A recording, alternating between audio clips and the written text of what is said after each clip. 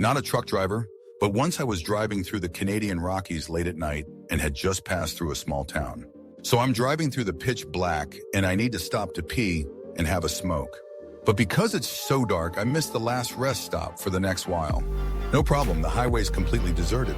So I pull to the side of the road, have my pee while staring out into the dark, and then light up a cigarette and stand by my car. As I'm standing there, I see the figure of a man just walking out of the tree line. I'm miles from civilization, patchy cell service, and there isn't a soul on the road. I thought my eyes were playing tricks on me, and maybe it was a deer, but nope, this was a man. So I calmly walk back to the driver's door and get in. Bye. And then locking the doors behind me.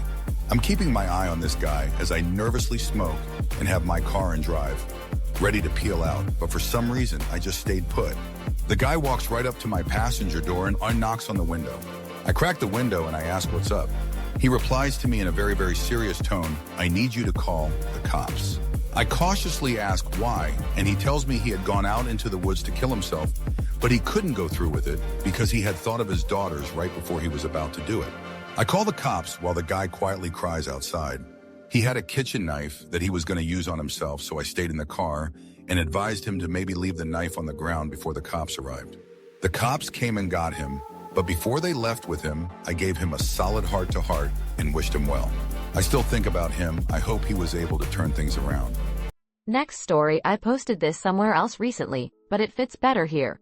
I used to deliver hotshot freight across the Great Plains, Minnesota area.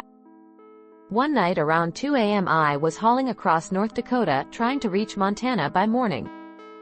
I was delivering a particularly valuable tractor part that a farm desperately needed for the following day. I began to notice some highway hypnosis sneaking up on me, but it didn't really bother me because I'd been through it hundreds of times before. Anyone who has driven across North Dakota knows that it is incredibly flat. Like, really flat. There also tends to be very straight and long roads. It's somewhat easy to see things on the road that are far away, even at night. I noticed something long on the road, spanning my entire lane, approximately half a mile in front of me. I slowed down a little and prepared to move into the opposite lane, thinking it was some retread off a blown tire. As I got closer, I noticed it was two people, laying head to toe across the entire lane. I swerved into the other lane, successfully avoiding them, and came to an almost complete stop. But they didn't move. Not an inch. I was just about to back up and check on them when I remembered a story that an old graybeard colleague of mine told me. He told me that in certain remote areas, people will lie down in the middle of the road and wait for a car or truck to stop and see what's going on. At that point, the road layers along with whoever else is hiding in the nearby bushes will beat the shit out of the driver and steal his vehicle, leaving him in the middle of nowhere. I decided not to back up, and when the two people in the road saw me put my truck back in gear and drive away, they both got up and walked toward the shoulder. I called the police and explained what happened, but we were so far away from civilization that I doubt anything came of it. Thanks to that old graybeard, I got to keep my truck, my job, and my teeth. Next story is creepier. Around 2006-ish, I was driving flatbed, picked up a load of construction material, drywall, roofing. Don't remember, but it was prepackaged in boxes and I remember having to use strap protectors on the load, in rural Tennessee. Memory is foggy now, but I want to say it was between Memphis and Nashville, but closer to the intersection of the MS-L-TN state lines. Tarp required, so I strapped everything down, tarped the load and left the shipper. About 5 miles down the road, in the middle of nowhere woods on a 2-lane road, I noticed my tarp flapping in the wind. Found a wide shoulder and pulled over to fix it.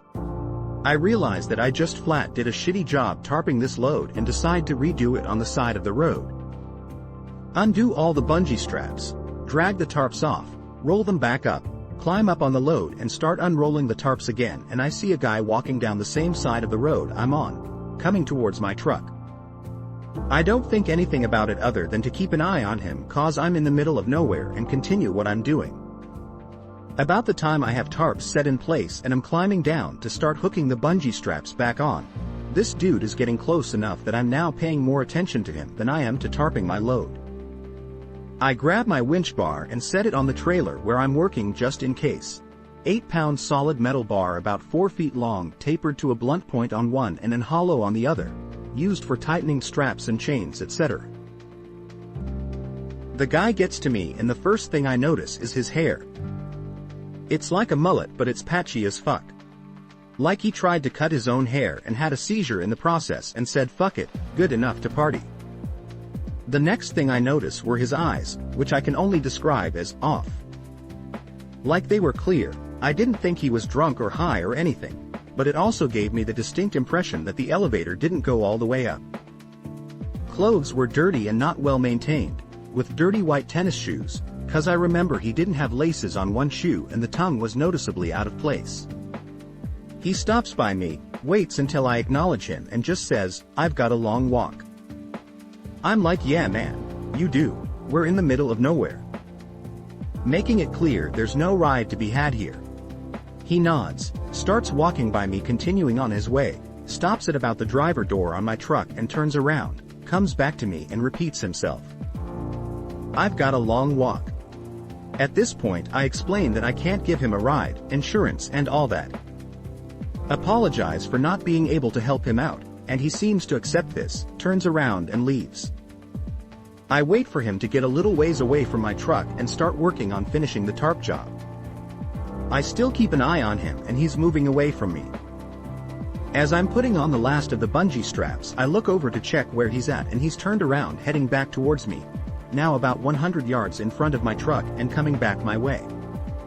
It looks like he's talking on a cell phone, has his hand up to his face and I can barely make out his mouth moving, his other hand waving like he's having a conversation with someone. I finish with the straps, grab my winch bar, and am climbing into my truck as he's about 10 yards away now. Soon as I'm in the cab, I lock the doors and set the winch bar on the passenger seat just in case. I look at the guy and realize he's not talking on a phone. He's talking to his fucking hand and now I'm nervous, cause he doesn't look like he's having a nice pleasant chat. It looks more like an angry conversation. Crank the truck up, put it in gear and just pull out, didn't look for traffic or anything. As I pass him he's just looking at me, still holding his hand to his face with this dead-ass look on his face just staring at me. Gave me the creeps. About the time I hit 5th or 6th gear I look in the mirror and there's no one there.